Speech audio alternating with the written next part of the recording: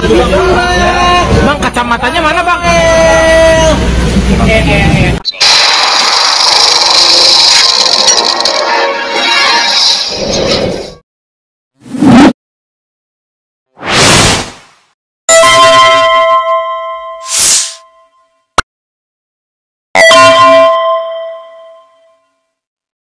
Assalamualaikum warahmatullahi wabarakatuh. Pemirsa, ini Noel kembali ke setelan pabrik ya.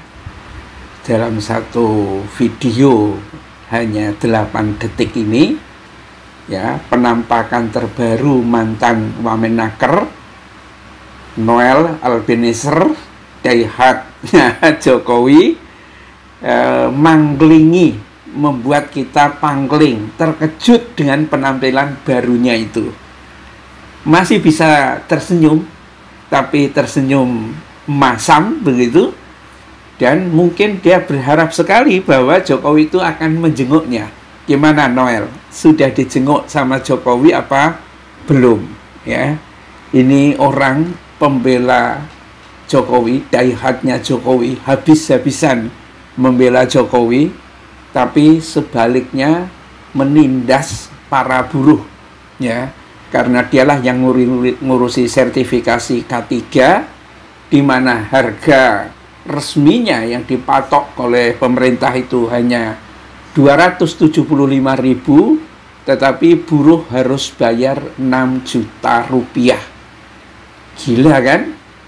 Jadi kalau orang seperti ini, dan tampaknya kelompok-kelompoknya Jokowi, kenapa mereka menjadi pemeras kayak begini ya, walaupun akhirnya juga teman-temannya di Joman katanya sudah memecat Noel ini gitu kan, tetapi kita agak terkejut dengan wajahnya ya, kembali ke setelan pabrik ya. Kita berharap kalau sampai akhirnya mungkin 15 tahun atau berapa Noel bisa keluar dari penjara ya, terus ada Grab atau ojek online lah masih ada gitu, jangan sampai ada SKCK gitu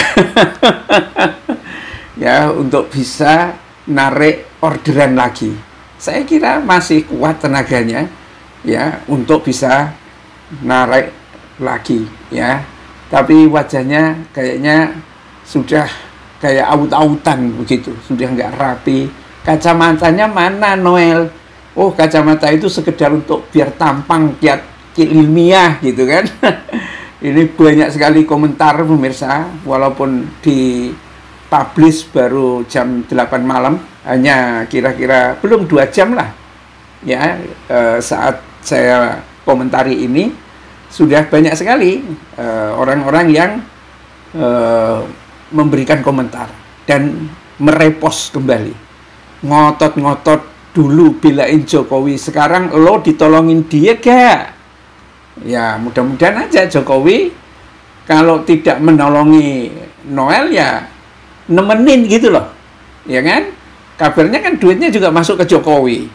Apa bener apa enggak ya kita tidak tahu. Sama lah, Nadiem Makarim juga nggak menerima ini. Kalau Noel menerima, Nadiem Makarim nggak menerima. Kabarnya juga ke Solo juga itu.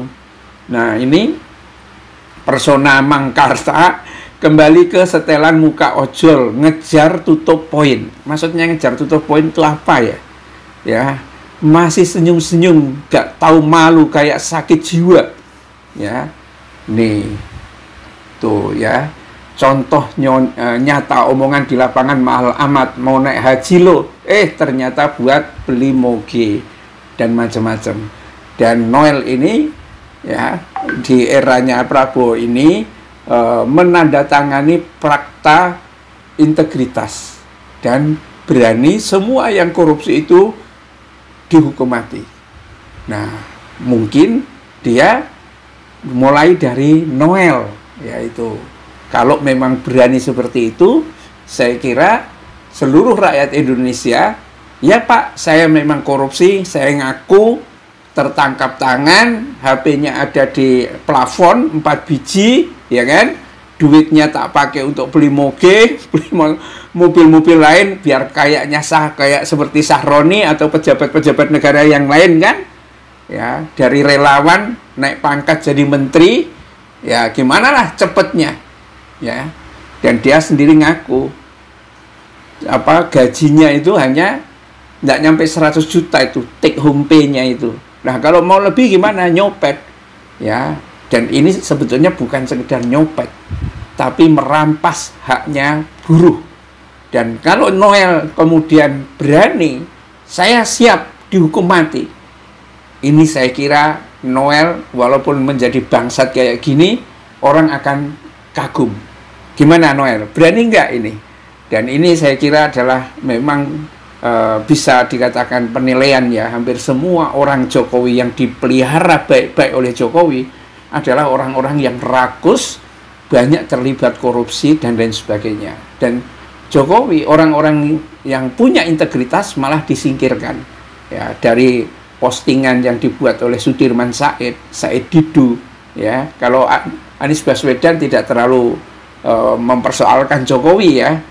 Orang-orang yang punya integritas di Jokowi itu ditendang semua karena dia pengennya memelihara para mafia-mafia begini.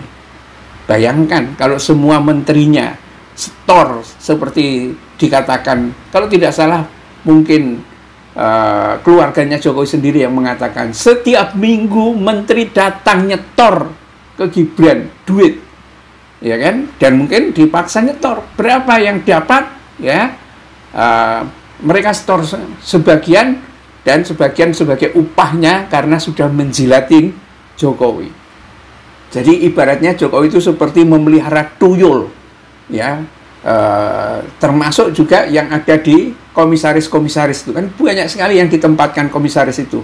Dan kata-kata Prabowo yang terakhir itu pemirsa, ya, komisaris sebulan rapat sekali, ya, pendapatannya bisa sampai tunjangannya, tantimnya atau tunjangannya sampai 40 miliar per tahun, ya. Satu bulan berapa itu? Bisa sampai 3 miliar. Dan itu saya kira pasti akan dibagi, kan, ya, ada anak-anaknya Jokowi, dan itu kalau jumlahnya banyak ngumpulnya akan ke situ juga. Ini ngerinya ini, ya. Kita berharap Prabowo bisa menangani persoalan ini supaya kepercayaan publik itu tumbuh. Karena kalau Prabowo itu diidentikan dengan Jokowi, remuk Prabowonya. Dan langkah-langkah yang kelihatan mulai jelas bahwa Prabowo bukanlah Jokowi, ini akan memberikan harapan bagi bangsa Indonesia. Karena memang negara sekaya apapun, kalau pemimpinnya itu maling, itu kata SBY, tidak akan pernah bisa berhasil. Bahkan yang ada adalah negara itu akan bangkrut.